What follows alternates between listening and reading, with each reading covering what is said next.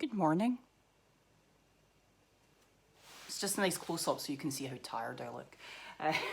So, uh, this is, I don't know, what day is this? This is Thursday, I think. Thursday the 23rd of April. Right, Anne, get your act together. Thursday the 23rd of April.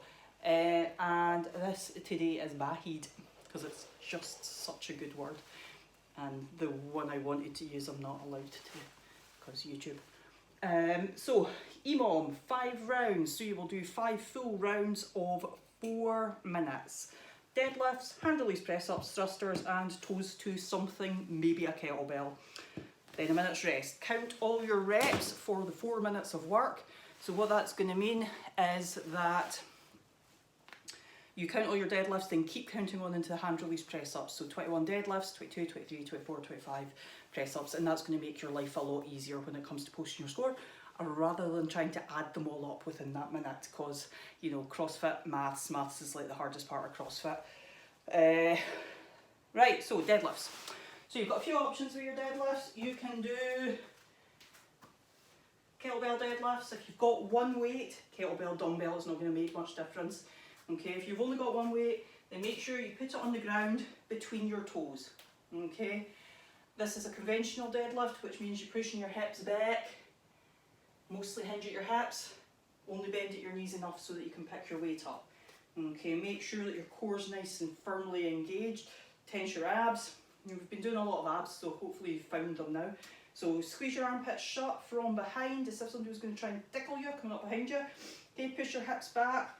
Grip the ground with your toes so that the weight's through the whole of your feet. Lean over at your hips until you can nearly reach your weight, and then bend your knees enough so that you can actually reach it. Keep your back engaged and pick the weight up. So hips go back, touch it off the ground, up you come.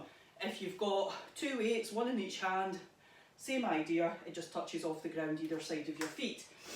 So that's for your deadlifts. You are welcome to use a barbell for the deadlifts and the thrusters if you wish.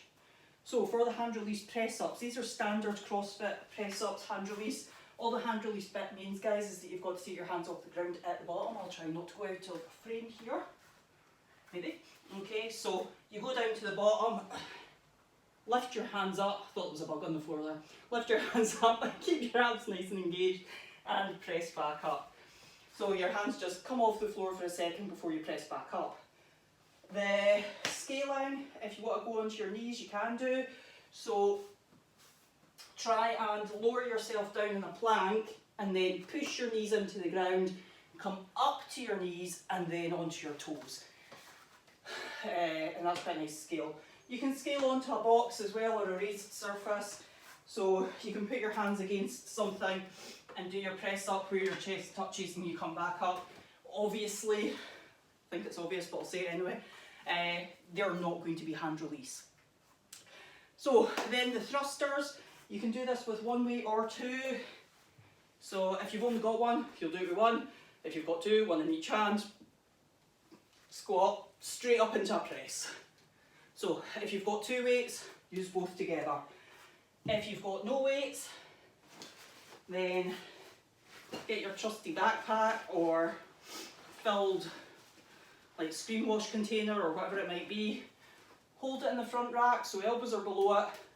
Squat, press overhead. I know a few of you've got your hands on a power bag recently, so that'd be great for this. Okay, good for the deadlifts, good for the thrusters. For the toes to kettlebell, this one's a wee bit trickier. So you might not get your toes to the kettlebell, right? But the idea is, enough space. I'll try and do this, guys, so you can see me. May have to use a bit of imagination here, but I'll do my best.